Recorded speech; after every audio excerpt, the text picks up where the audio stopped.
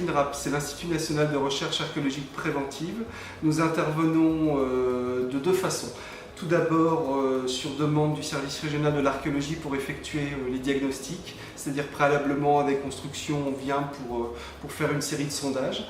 Si le sondage s'avère positif, le service régional de l'archéologie va prescrire une fouille qui est ouverte à concurrence et on est parmi divers prestataires, mais on est l'entreprise publique, mais il existe des entreprises privées qui peuvent intervenir aussi.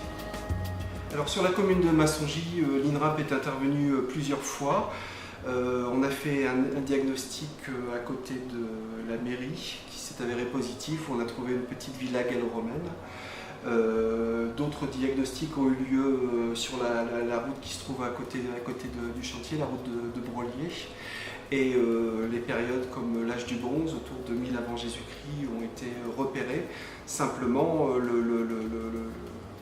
comme je vous disais, l'état de conservation n'était pas très bon, et donc là, il n'y a pas eu de prescription. Donc on avait une forte probabilité de trouver des choses sur ces parcelles-là. Et dans cette parcelle-là, comme on se trouve sur un bas de pente, les niveaux conservés sont extrêmement bien conservés.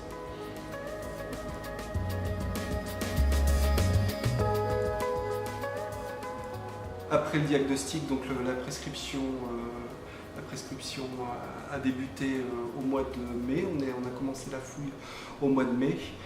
Et on a trouvé plusieurs choses. Un très gros habitat, un village daté de la période qu'on appelle le néolithique moyen, c'est-à-dire vers 3900 avant Jésus-Christ, avec des traces de poteaux. Le sol laisse de petites traces, et donc à partir de ces traces, on peut restituer des plans de maison. Donc ça, c'est un premier point. Une phase de réoccupation un peu plus discrète, mais qui est quand même présente, a eu lieu à la période qu'on appelle l'âge du bronze, c'est-à-dire vers 1000 avant Jésus-Christ. Donc ça, c'est ce qui concerne l'habitat, des traces de village, mais pas seulement. Il y a eu aussi dans des phases intermédiaires, peut-être avant, peut-être après, des tombes.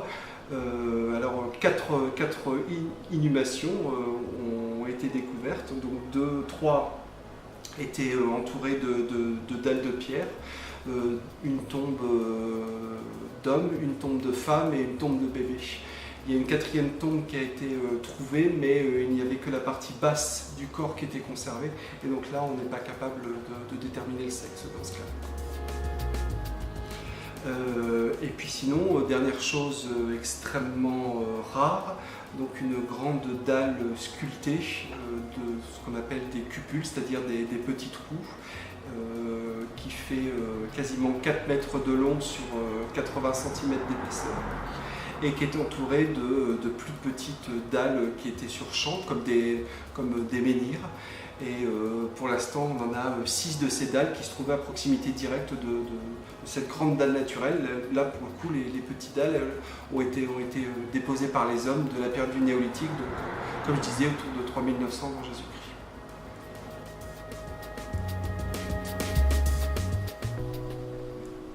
Concernant les trous de poteaux, comme je vous disais, on a des plans de maison qui vont se dessiner. Donc ce qui est sûr, c'est que ça sort de la parcelle. Hein. Tout autour, on a les traces d'un premier village du néolithique.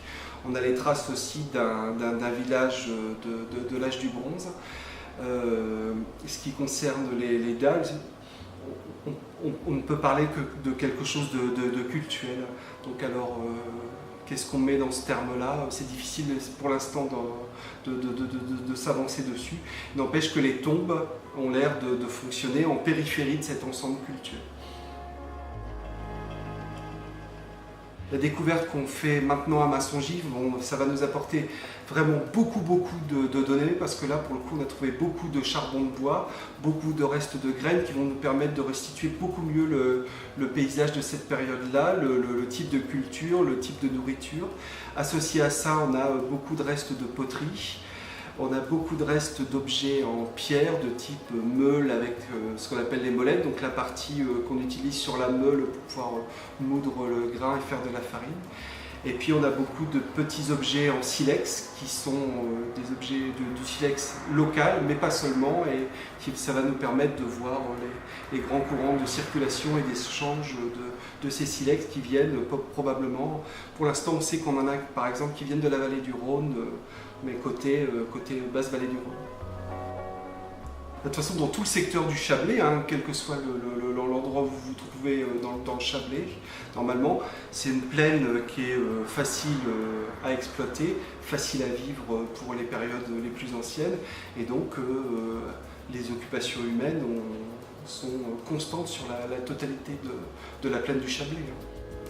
Travailler dans le secteur, c'est tous les jours exceptionnel pour moi, parce qu'on restitue des plans de maison et c'est des choses qui sont complètement inédites. La maquette que vous avez pu voir tout à l'heure, c'est vraiment quelque chose d'exceptionnel. On a restitué des villages comme ça, à l'échelle française, même européenne. C'est extrêmement rare. C'est des choses... Voilà.